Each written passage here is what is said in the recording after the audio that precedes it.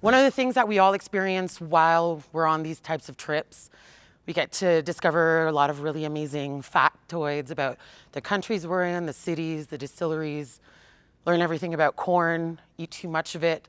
But the primary thing that I think we all attempt, and hopefully more often than not we walk away with, is building community, right? For those of us who operate establishments, we are consistently burdened with the fact that our spaces evolve and there's constantly revolution, right? We change our bar setups constantly. Our staff revolves, right? They evolve out of our establishments. They go elsewhere, positively or negatively. We are the only items that actually stay. And this kind of like scenario where we don't feel the change in that same way because these are spaces that we've built and we have ideas for. But unfortunately, like everything in life, change is unavoidable, right? But that also means that through that growth and renewal, it requires a lot more work on our end in terms of teaching, in terms of also making sure that, and as annoying as it can be for us who have to live the change or be subjected to that change, is that we need to realize that we constantly have to repeat ourselves, right? We're always teaching the same seminar to new people coming in. We constantly have to reiterate what our goals are. And Margarita and I have been talking a lot about this already over the last 3 days, what it means to inculcate culture as well in our spaces. And I think that as an industry, as we've become increasingly respected of it as a profession, that it can no longer simply just be about hospitality within our space, and that it has to be beyond just offering a specific type of service. It also has to be about being a specific type of social actor and recognizing that we ourselves are agents of change. So that's where we kind of begin. And through this, I hope that we all realize that hospitality is at the core of our humanity, and that is what drives hospitality, but that we do it in community. So a bit about myself. So I'm a partner in a group in Montreal called Barocco Group, also beverage and education director. I have a bachelor's in political science. I have a grad degree in PR management. I actually finished my degrees. And I actually worked in my field, and I made a very critical decision at the age of 29 to scrap it and come back into this industry, which was really like to my parents' dismay. But also I ended up learning that a lot of what PR was in government relations was community, but was also hospitality in so many different forms, and that what I wanted to do wasn't necessarily media relations, but I wanted to bring it back on a smaller scale, right? So I've been back in the industry for almost 15 years, and because I kind of never also stopped fully. Like even while I was doing that, I would always run bars for festivals, and I would take time off to do that, which is clearly, as we all know, not time off. And over the last 10 years, I've been really lucky. Accolades are really fun. I've got some. I know that y'all have some too. I think you all kind of know mine by now. And really happy to welcome Yan to the big family of bartenders. But yeah, so that's a little bit about me and why I think that I focus a lot on community in life. So a few important lessons that I've learned over the years that are related to hospitality, but also related to how we work and what we do. I grew up in a family that was always very welcoming, doors open. There was no such thing as a stranger within our household. As soon as they broached that front door, we knew what we needed to know about them, and we never treated them as a stranger. And I think that that says a lot, because if we were all to approach that in all of our establishments, and in every single sphere of our life, we would have a far more beneficial community experience, all of us together. One of my ex-bosses reiterated every day, how you do one thing is how you do everything, right? How you clean the toilet, how you batch your things, how you welcome a guest, everything. So how you do that one thing, if you're putting the attention into that, into cleaning the toilet, as well as you do welcoming a guest, then you're really covering all your bases, especially in our world, right? That napkin that you watch someone walk by 10 times and you're like, how can I teach you to walk head high, but also kind of sweep the floor with your eyes at the same time, right? And I think the most important one that we can all agree on is that we always will forever remember how you made me feel before remembering what the hell I drank one night or what I ate. And sometimes it's a whole package and you're lucky enough to remember all of those elements. But if someone, even in that last 10 minutes of sitting at a table, makes you feel like absolute crap, then you walk away having forgotten most of the rest of the experience, no matter how enjoyable that was, right? Which then leads back to the previous one, how you do one thing is how you do everything. And so those are my key things. And I think that they are really great mantras, I think, to walk through life with in general. So we're going to define hospitality a bit. So as you can tell, I over a lot of conversations, I love to know a lot about a lot of random things, a little bit about a lot, and a lot about a little, right? But defining hospitality is super important because we're all in it and we don't necessarily know our history. Contrary to a lot of other degrees and a lot of other fields that we operate in, we didn't study it per se necessarily, not many of us. The ratio of all of us in our industry who actually went to school to do what we do is so minute that we don't walk in with the knowledge of someone who went into engineering, learned the history of engineering before actually learning how to execute engineering principles, right? Same thing with medicine. You learn about the history of medicine, the history of language in medicine before actually ever being able to apply it on a human body. So hospitality, it's a word, right? It's a concept, yes, but a word before anything else. It refers to the quality and act of being welcoming, generous, accommodating, right? You're doing that with guests, visitors, or strangers that soon thereafter are what? No longer strangers, they become friends. And it's a practice of providing a warm, friendly reception to those people, and often involving, yes, food, shelter, right? An experience, entertainment, but overall positive treatment that make people feel comfortable, a sense of feeling at home and welcomed. Hospitality can be expressed through various means, right? So we've got gatherings, we have concerts, we've got the inviting atmosphere, fundamental aspect of essentially all human interaction and social etiquette. And it's often associated with courtesy, kindness, and that desire to care for others. And that's the other side, right? So you have one aspect of hospitality that is from the recipient, and the one aspect from the ones providing. Because if I ask any of you, I'm pretty sure if you're here today and still doing what you've been doing for as many years as you have, is because you feel a calling for it. It's in your bones, it's in your DNA. As soon as you step away, you forever have that little calling. That's why we see so many leave and come back to it. And no, it's not just about adrenaline chasing. That's why people move up into different roles. We think of Marty, who knew about hospitality by working in bars, Lauren, who now provide it, but just in a different sphere of the same industry. Hospitality as a concept.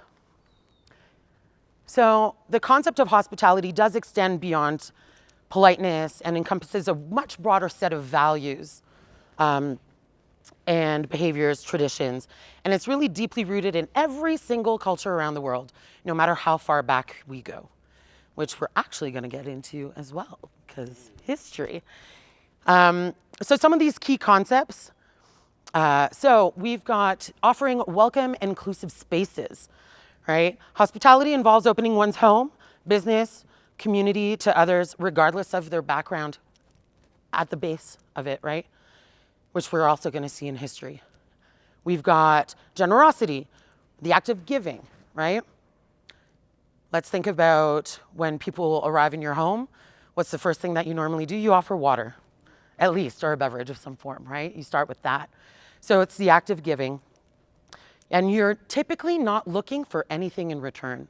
So it's not originally transactional. We've got respect and courtesy. And that one I think is very key because on both sides, right? You can't demand respect if you don't give respect. Courteousness.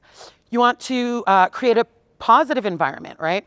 Practicing hospitality means creating inviting, pleasant atmospheres, no matter how you see that, right? You can have the idea of having a jazz bar, so that means definitely creating a really fun environment. I might not find it fun if people are just scatting for 2 hours, but I mean, other people will, right? So it doesn't necessarily mean excluding the people that you're not building that space for, but it does mean understanding that some people who aren't your primary people will come in.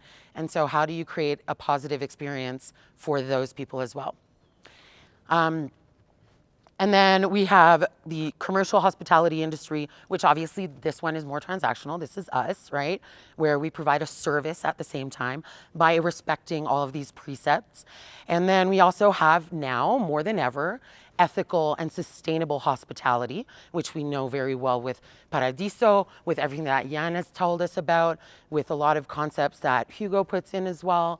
And I mean, and Coco, Eduardo, I will find out, I promise. But yeah, and then we have nowadays also technology and digital hospitality, right? We think of every single POS system that we now use that we didn't use before that make our lives easier, but that help us execute that better. You know, when you put in the new reservation system that you were telling me about the other day, that's part of that, right? How to go and make it even better for everyone's enjoyment, both from the user perspective as well as the recipient. So those are, to me, are like really key.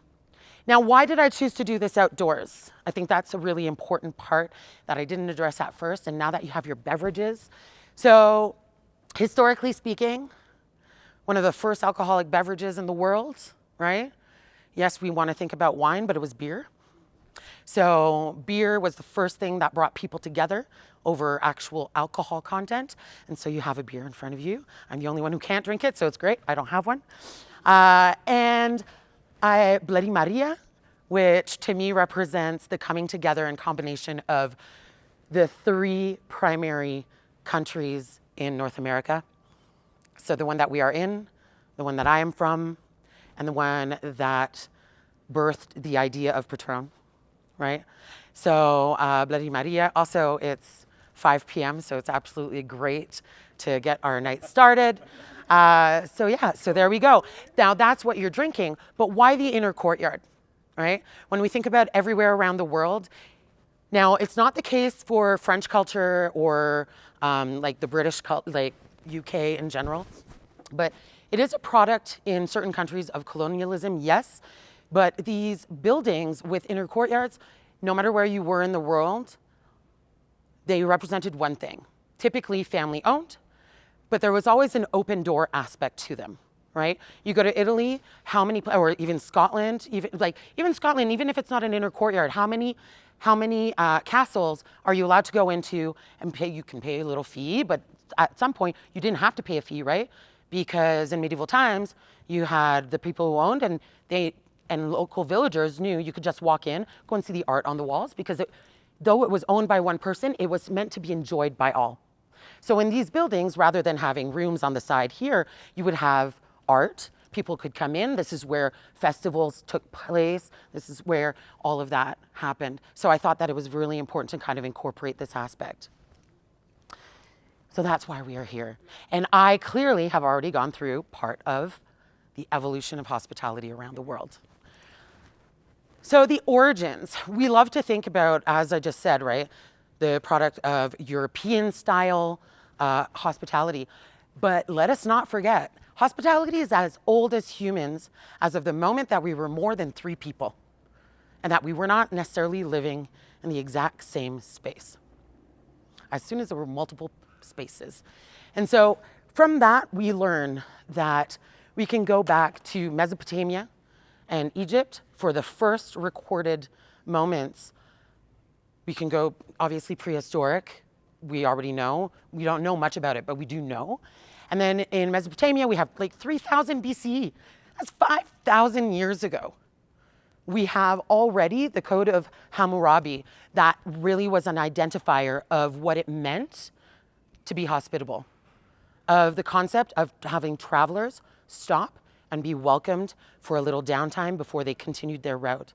Nomadic people in Polynesia arriving different islands and people being welcomed and saying like, do you need a little respite before continuing your journey? And people would help. Then we move into Egypt around, Mesopotamia still, we have inns and lodging houses along trade routes that we actually have proof of 2600 BCE. Earliest recorded instances of taverns in Egypt, 1750 BCE, all around there in general. And then we don't have dates for most of what was happening in Africa, Mesoamerica, and North America, like specific as 1750 BCE. But we all know that Mesoamerican cultures, the Mayan, the Aztec, theirs were very much linked in with religious practices, but were always about coming into community and enjoying food together. And obviously people had to be the instigators of that, and so they were the primary hospitality givers, right? And same thing with potluck on the West Coast in North America. So a lot of the peoples there, like the Coast Salish, we've got a lot of different like communal hunting, harvesting practices. And so and I find this super important to kind of look at that because so much of our world right now is built through a European-centric lens. And so by opening it up, we then realize like, hey, in China, they started tea houses, which then the Japanese adopted. And now we know all of their ceremonies and how many of us go to Asia specifically to go and experience that stuff, right? Greece, Rome, let's talk about Roman drunkenness, right? Like, I mean, Roman hospitiums, it was specifically to go and actually share drinks together. That was like the first instance where it wasn't about food. Because like the first taverns, it was about mostly food. But then we've got those instances. And then we also have like 8th century BCE in Greece, Xenia. It's their concept of hospitality. The only difference is that hospitality is a Latin word, right? And then same thing in Africa. If you think of Ubuntu, if you think of the Tuareg in Northern Africa, of the Bedouin communities, right? We're talking about really hostile lands that had nowhere to take respite in between walking the sand storms. And so if you came across anywhere, there's an open door policy, no matter who you were, no matter if you were from a warring neighbor often, right? It was like, we get it, you are in peril right now, our door is open for you to come in. So we have all of that happening, all simultaneously around the world. Wherever humans lived, we had it. Modern evolution of hospitality, we think of mostly as starting in Europe, because we obviously went back to mostly medieval times with inns, taverns. You think about the Brits that started pubs, you know? What's a pub? Public house. Someone who had a house large enough and was like, you know what? I'm gonna be the stalker of all alcohol, and then people will just flock to me. And then all of a sudden they started building extra rooms on top so that transient people could stay in. And then we have the actual rise of restaurants, because it always started with hotels. Let's get real. Drink, food, hotel, but it was never like a restaurant per se. where people were like, I'm going to go and I'm going to give you money, sit down and have an experience. So that birthplace was definitely Europe. That was Paris, actually, in the 20th century. The rise of luxury hotels, modern restaurants in 19th century. And then in the US, obviously, like through that, we have like all of the colonial powers that came together. And I really love how it was like everywhere. But they kind of brought in those inns and taverns, the more structured form of hospitality, and like overseas territories, serving explorers, traders, settlers. And then in the US, we have the modern saloons, the modern cocktail bars as well. Cool. How many of you kind of knew already a bit about the history in general? Or is it things, there you go, yeah. So, sometimes we're like, yeah, kind of, right? Or we don't link things together. I think like part of our brains kind of always know, but we don't necessarily think about it through that lens. But why community? So what is community? Because clearly no man is an island. You can do a lot of things for yourself, but if you're fending for yourself, there's only so long that you can sustain, because community is about far more than just your physical sustenance. So originally, it's a group of individuals who share common characteristics, interests, and experiences, and engage in regular social interactions, cooperation, mutual support within a defined geographic and social context. So Robert, that is specifically, actually, that is like the more general one. You have Robert Bella, who defines it as a group that comes together who are socially interdependent, right? Who participate together in discussion, decision-making, and certain practices that define that community and feel nurtured by it, which I find to be a really cool definition. And then there's also Farrington and Pine, sociologists, who defined it as a group of people lined by a communication structure supporting discussion and collective action. Why is that important? So, community does play a vital role in individual lives and society as a whole. It's crucial in shaping our fabric and giving us a sense of purpose. So we've got all of these really important, like it's social support. It's a sense of belonging, cultural identity, collective action. And all of these things are really important. So you think of communities that provide emotional, social, practical support to their members during times of need and crisis.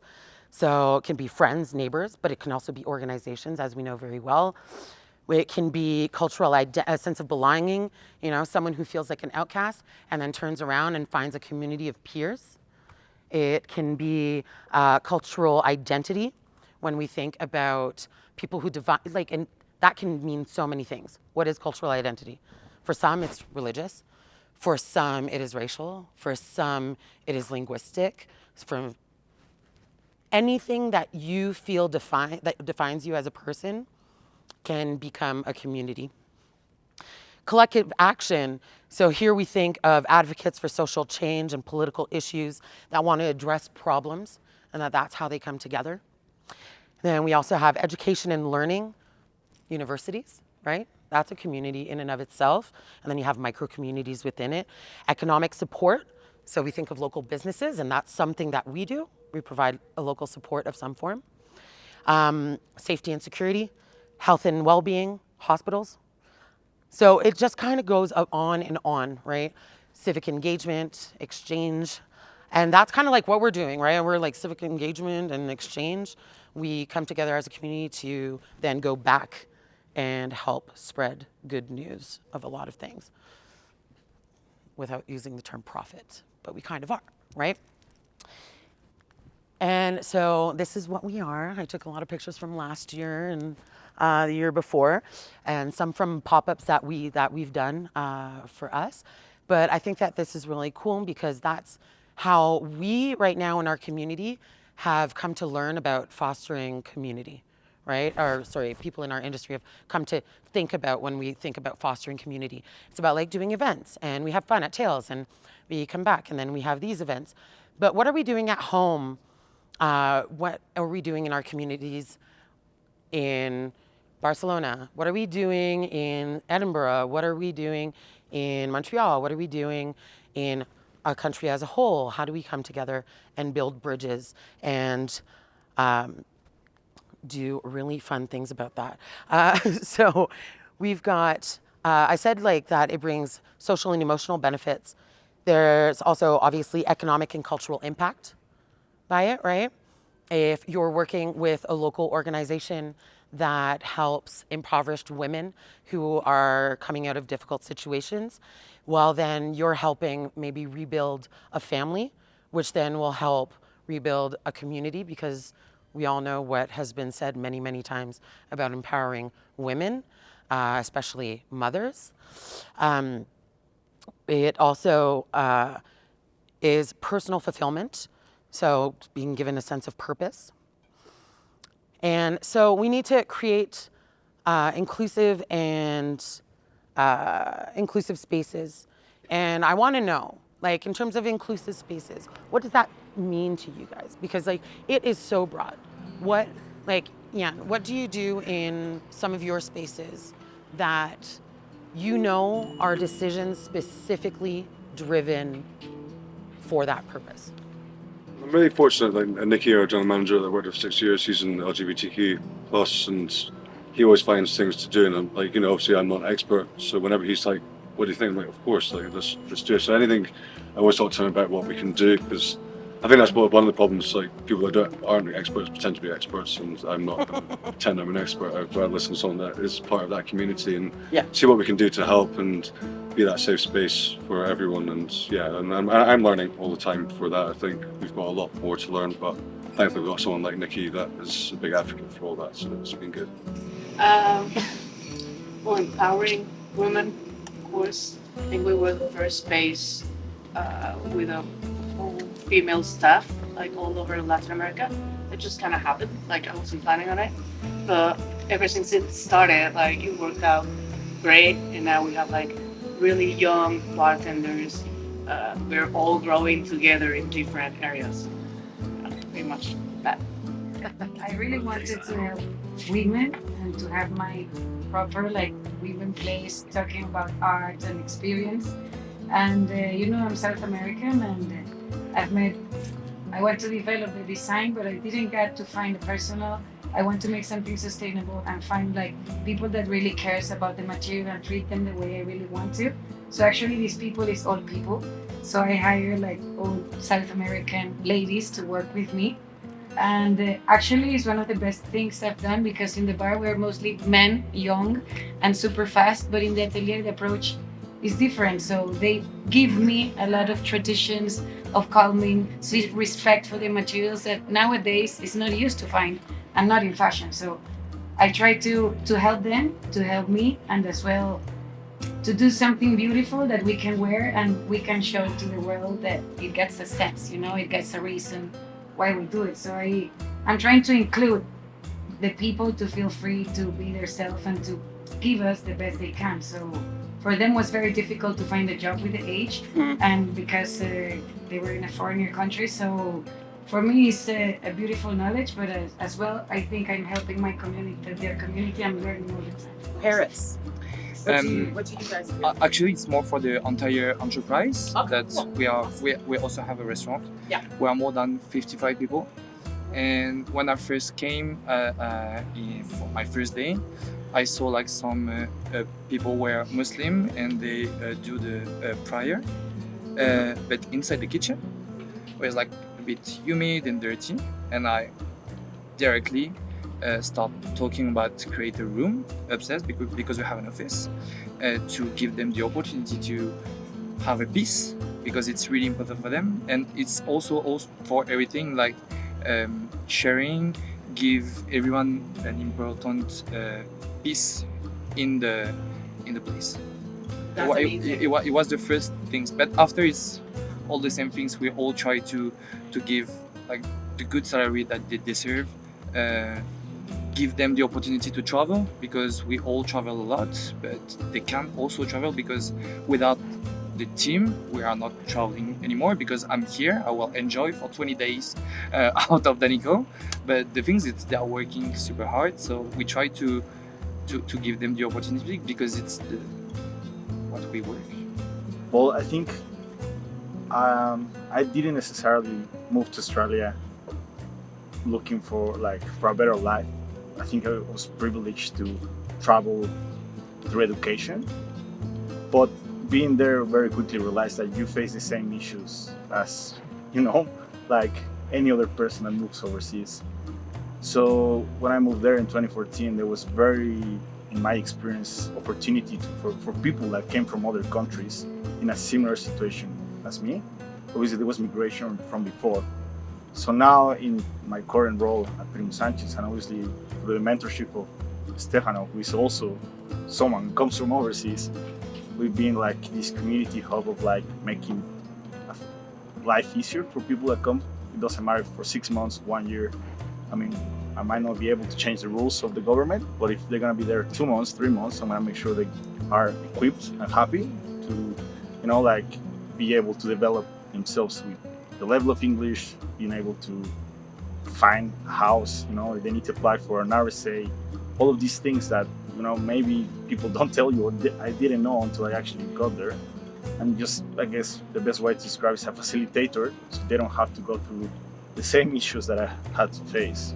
Just make it easier and then just create this like butterfly effect, like they will teach this to someone else. So I feel privileged that I had that opportunity, and it started with my parents teaching me like that. Hugo, what have you been up to in Toronto? On the outside idea of the space on itself, it was like, I feel like being an immigrant and opening a bar in a country I'm not from was like very important to understand where I was and what was the idea of this country, not trying to just like come and say, no, I'm gonna do what I always knew, like back home. Like learn differently and learn from the people from the country as well on very, very different aspects.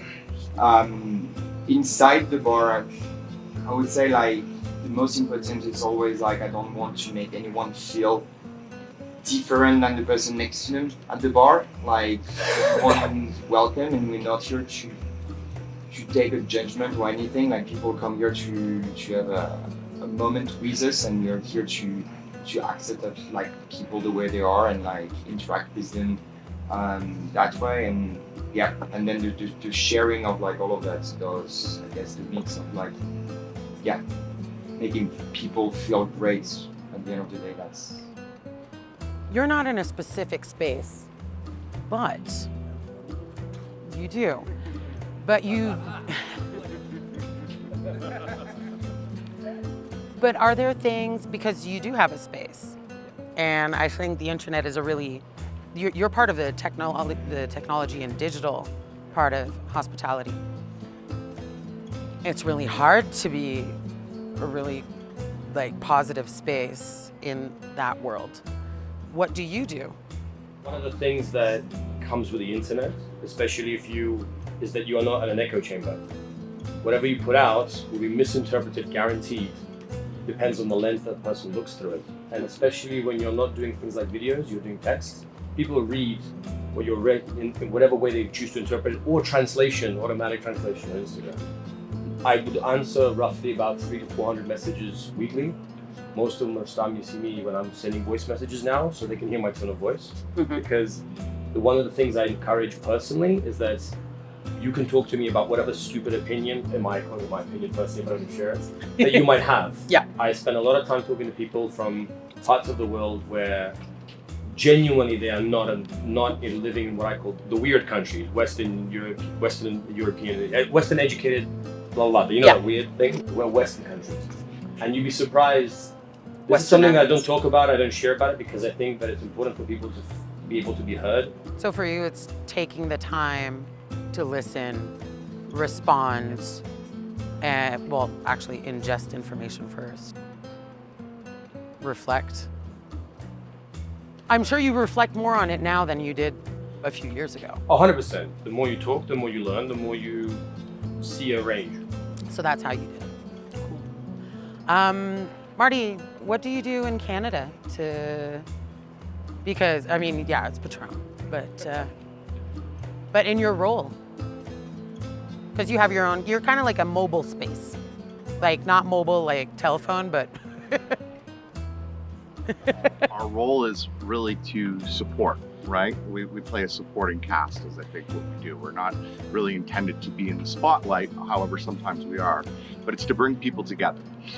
Speaking on Patrón specifically, because that's the brand that I work on, and I'm very proud of, is, you know, in a country like Canada where we don't have a large Mexican influence like we would have in the United States, trying to share some of the culture and great things that happen here and bringing that home.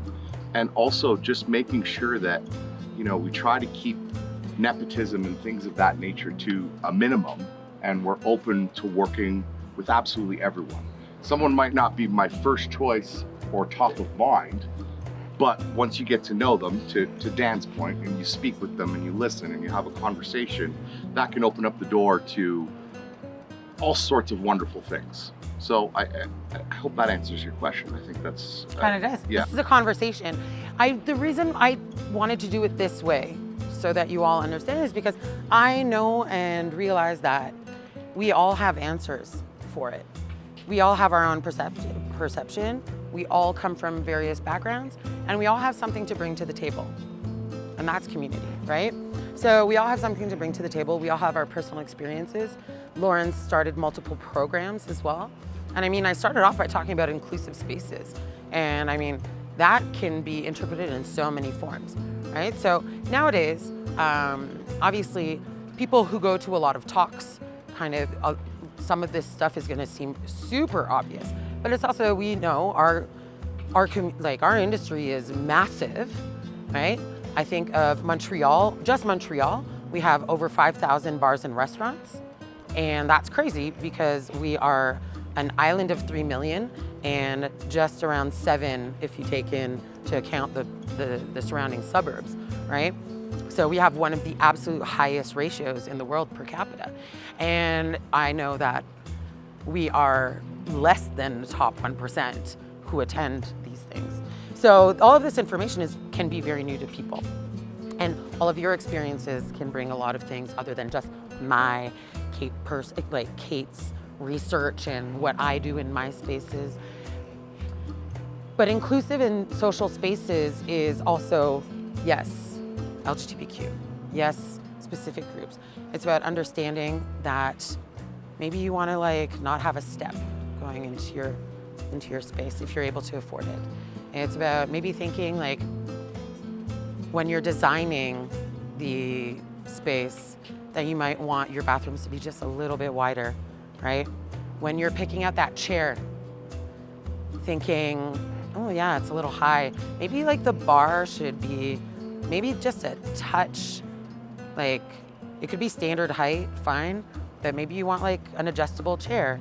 Or maybe you want a section of the bar that's a little lower than everywhere else, where maybe it's just service that happens at that part of the bar. Sometimes it's about, chairs that go around and you're like, oh, that's not great. I know people who are unable to sit when they go into a space, and that freaking sucks, right? And that's just basic physical space. And then, so you think about what that means also to people with disabilities and impairments. We are thinkers who our brains don't adapt to information the same way that linear thinkers do. And that's why we come up with crazy ideas, because we're looking at things, or how we realize oh wow, I can't believe I actually knew that chemistry concept, even though I've never gone through past grade 9 at chemistry. Whoa, how did I remember that? Or how did I make links from 8 different spaces to come up with it? But it also means that we have people who are dyslexic in our bars. It means that we work with people who are really bad with numbers, and even though we need numbers, right? So maybe it's about moving people around and having them do tasks. That's also about inclusive spaces, creating inclusive teams, right? Because it's not just about the guests, once again, right? And then when you do that, your staff is happy. When your staff is happy, they provide better service. When you provide better service, your guests are happy, they leave, and they go home and they're happy. They feel elated, they feel comfortable, they feel taken care of, which then has a positive direct result also on their immediate circle. And so you can imagine ripple effects, right? And so we do that by creating those spaces. We do it by hosting community events. I'm sure like not necessarily all of our spaces are built for big community events, but we think about the sustainability summit that Paradiso did. We think about, I mean, on our end, we come together a lot of bars within Montreal, and we always do, we help organize things like goal initiatives where we raise money for local kids' soccer terrains and uniforms and whatever, because we know that idle minds, right, what happens. And so we try to bring kids back into their communities and give them a purpose, and so that they stay in school in lower income neighborhoods. There's like that. That's not necessarily like we didn't start that organizing, but we are part of it now every year, and we do a lot of those things in every single community. And I know that. And that's why I say no man is an island. Like, you open a bar, you occupy space on a corner of a street that people walk by every day. And it can be local people, it can be international people. You can have a space that mostly hosts international people. You can have a space that hosts mostly local people. And yes, you'll approach it differently, but at the end of the day, those ripples will remain the same. That's how you engage in like local partnerships as well, right? Think about all of the bars that have local artists' art for sale on their walls, and that they curate that, or DJs, and they give a chance to people who are starting. I mean, how many DJs have we had that started off just as like friends and are now like traveling the world doing what they do, and we're so proud to watch them go and do that. And just because it was like a Thursday night and we were like, let's deviate from our Spotify list, right?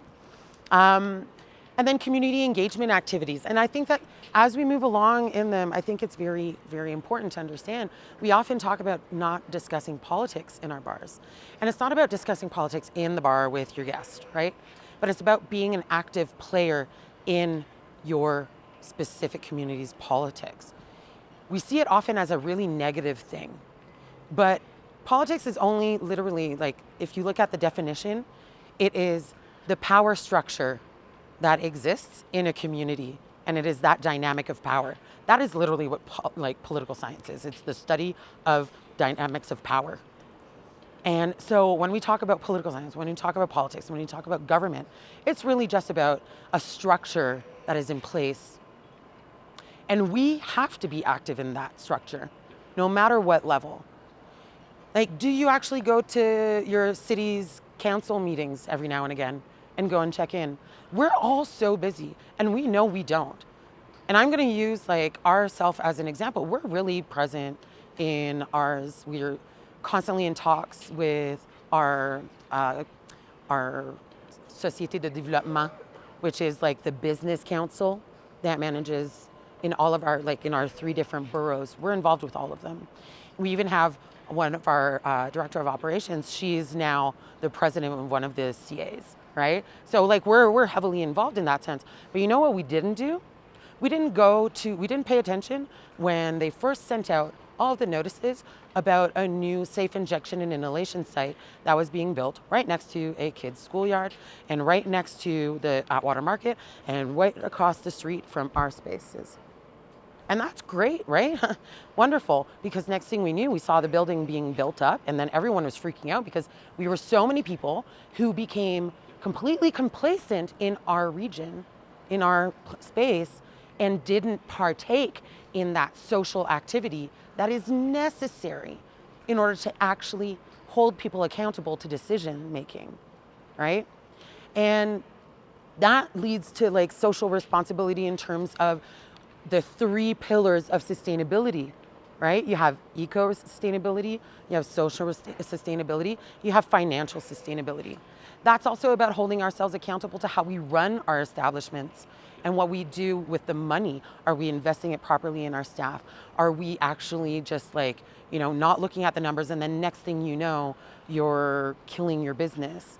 Or like, Daniil's example yesterday, that was mind-blowing, right? With the Lion Group that realized that they put a farmer out of business, right? So those things are like really important. And yes, we don't have the time. Yeah, we're all busy. But sometimes it is just about like going and checking and seeing what your local councils are putting forward as motions. And that doesn't take a lot of time. Because, yeah, no, it's not always going to be about you. It's not always going to affect your business or yourself personally. But if we actually take the time just to reinvest in our community, the same way all of the lawyers, all of the doctors, all of the teachers, all of the workers from the McDonald's next to you come into your space and give you their time, we need to be giving back to them as well. Not just amongst ourselves. I used to be so involved, and I will be the first to always regretfully say that I became complacent.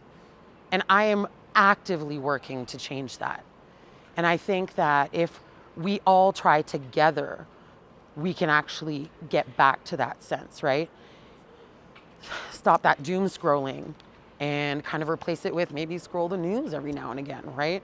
And also choose your news channels, because not all news is equal, and find community news as well. So we want to also promote responsible tourism.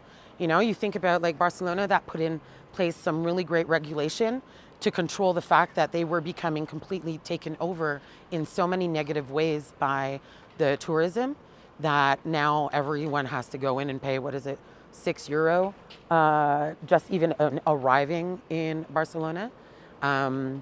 And like the taxes on Airbnbs and all those things, right? It's like so many great changes. I love Barcelona. To me is like a really good example. There are loads of other cities around the world as well, but I think that that's really great.